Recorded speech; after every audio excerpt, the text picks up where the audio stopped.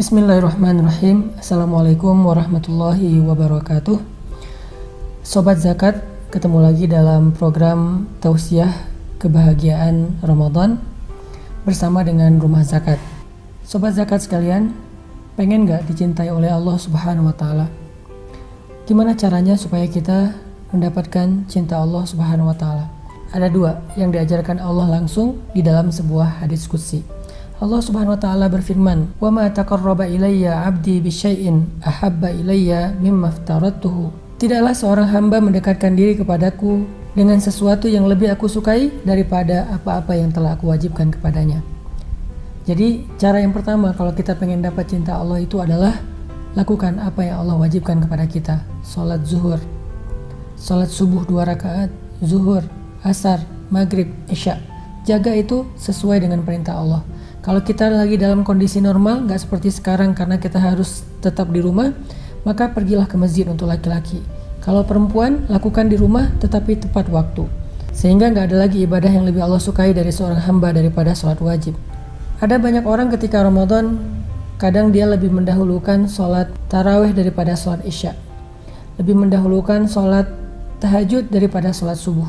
Sehingga akhirnya dia tarawih di masjid, isya di rumah. Tahajudnya dia bangun, subuhnya dia telat. Ini sesuatu yang keliru. Kenapa? Karena kata Allah, tidaklah seorang hamba mendekatkan diri kepadaku dengan sesuatu yang lebih aku sukai daripada apa yang telah aku wajibkan kepadanya. Jadi satu, lakukan kewajiban kita, ibadah sholat. Puasa, kita berpuasa di bulan-bulan yang lain. Puasa sunnah Senin Kamis, puasa Ayyamul Bait tengah bulan, puasa Arafah, puasa sunnah-sunnah yang lain termasuk Daud.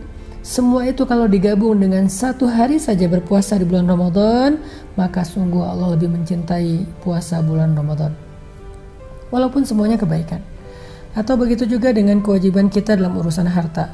Ada banyak orang yang gemar bersedekah, berinfak, gemar untuk memberi hadiah, gemar untuk memberi wakaf dengan angka-angka yang besar. Tetapi kalau seandainya sedekahnya, kemudian wakafnya, atau hadiahnya yang berjumlah sangat besar itu digabung dalam satu timbangan, lalu dibandingkan dengan zakat yang dia keluarkan di timbangan yang lain, sungguh zakat lebih berat pahala kebaikannya di sisi Allah Subhanahu wa Ta'ala. Jadi jangan lupakan kewajiban-kewajiban kita. Perempuan, mungkin dia orang yang sangat banyak membantu orang lain, perempuan yang baik hati, yang peduli kepada sesama, yang dia itu berdandan untuk suaminya, dia membaca Al-Quran dan seterusnya, tetapi dia lupa bahwa jika semua kebaikan-kebaikan yang sunnah itu dibandingkan dengan dia berhijab 1 hari saja, atau dia berbuat baik kepada suaminya, menunaikan hak suaminya sekali saja, sungguh berhijab lebih dicintai Allah daripada semua amal-amal sunnah yang lainnya. Jadi cara yang pertama untuk mendapatkan cinta Allah, lakukan apa yang Allah wajibkan. Kemudian yang kedua, Allah juga berfirman, "Wa ma zala 'abdi yataqarrabu ilayya bin nawafil hatta uhibbah." Tidaklah hambaku mendekatkan diri kepadaku dengan amalan-amalan yang sunnah sampai aku mencintainya. Jadi setelah kita melakukan yang wajib, maka sekarang coba kita tambahkan yang sunnah. Jangan sampai kita membatasi diri dengan hal-hal yang wajib saja. Salat qabliyah subuh 2 rakaat, qabliyah zuhur 2 atau 4 rakaat, ba'diyah zuhur 2 rakaat, ba'diyah maghrib 2 rakaat, dan ba'diyah isya 2 rakaat. Atau boleh ditambahkan dengan qabliyah asar, qabliyah maghrib, dan qabliyah isya, walaupun itu ghairu muakkad. Intinya adalah tambahkan yang sunnah-sunnah. Lakukan sholat tahajud, sholat duha, sholat ibadah-ibadah sholat mutlak yang lainnya. Kemudian puasa sunnah, kemudian juga sedekah dengan mengeluarkan harta dengan ibadah sunnah, yaitu sedekah, wakaf, hadiah, dan seterusnya. Maka kalau kita bisa mendawamkan amalan-amalan yang sunnah ini, kita membaca Al-Quran lebih daripada kewajiban kita, misalnya kewajiban sehari minimal 10 ayat, maka kita membacanya setengah juz, 1 juz. Mudah-mudahan dengan demikian Allah akan hatta uhibbah, Allah akan mencintai hamba itu. Dulu ketika kita membaca kisah para sahabat di bulan Ramadan, ada kisah bagaimana semangatnya Abdullah bin Mas'ud dalam membaca Al-Quran. Walaupun sebetulnya kewajiban membaca Al-Quran idealnya 1 hari 1 juz. Mungkin untuk yang pemula 1 hari 10 ayat. Tetapi bagi yang udah normal, 1 hari 1 juz. Tapi Abdullah bin Mas'ud tidak mau berpuas hati hanya dengan membaca 1 hari 1 juz. Kemudian dia berkata kepada Rasul, "Ya Rasulullah, saya bisa membaca Al-Quran sehari 3 kali khatam." Kata Nabi, "Ya Abdullah, itu terlalu cepat.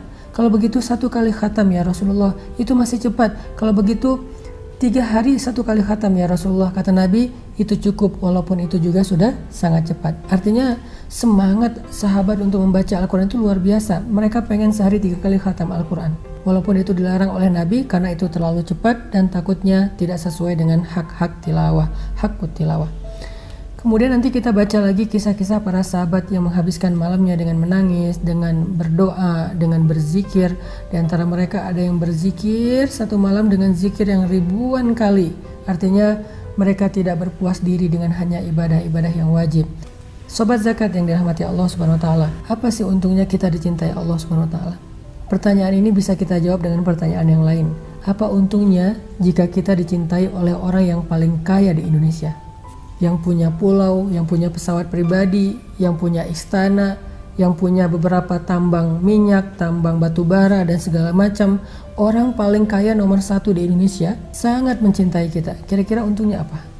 Apa untungnya jika kita dicintai oleh orang yang paling berkuasa di Indonesia, presiden, yang semua orang mengikuti perintahnya, yang semua orang menghormati dia? Apa untungnya kita jika kita dicintai oleh orang yang paling ditakuti di satu negeri, sehingga tidak ada seorang pun yang berani menyakiti kita, yang berani untuk menzalimi kita? Itulah untungnya kita dicintai oleh Allah, yang pastinya lebih dari semua itu, karena Allah adalah zat yang maha kaya. Sehingga ketika Allah mencintai kita, maka Allah akan menjadi yang paling pemurah kepada kita dalam kebaikan dan rezeki. Allah yang berkuasa, Rabbul Alamin, ala kulli syai'in qadir, nggak ada yang nggak bisa, semuanya milik Allah, semuanya kerajaan Allah. Sehingga ketika seseorang dicintai oleh Allah, maka dia dicintai oleh Raja yang memiliki alam semesta.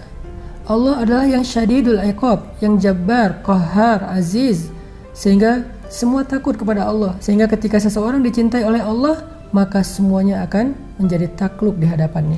Sehingga kalau kita bertanya apa untungnya dicintai Allah, Allah menjawab, idza ahbabtuhu kuntu sam'ahu alladhi yasma'u bih, wa basarahu alladhi yubsiru bih, wa yadahu allati yabtishu bih, wa rijlahu allati yamshi 'alaiha.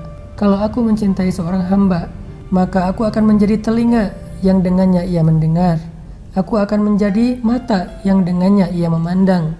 Aku akan menjadi tangan yang dengannya ia menyentuh sesuatu. Aku akan menjadi kaki baginya yang dengannya ia berjalan. Kemudian Allah katakan lagi, wala in sa'alani la'u'tiyannah wala in ista'adzani la'u'idhannah. Kalau dia meminta sesuatu kepadaku, aku pasti akan memberikan untuknya.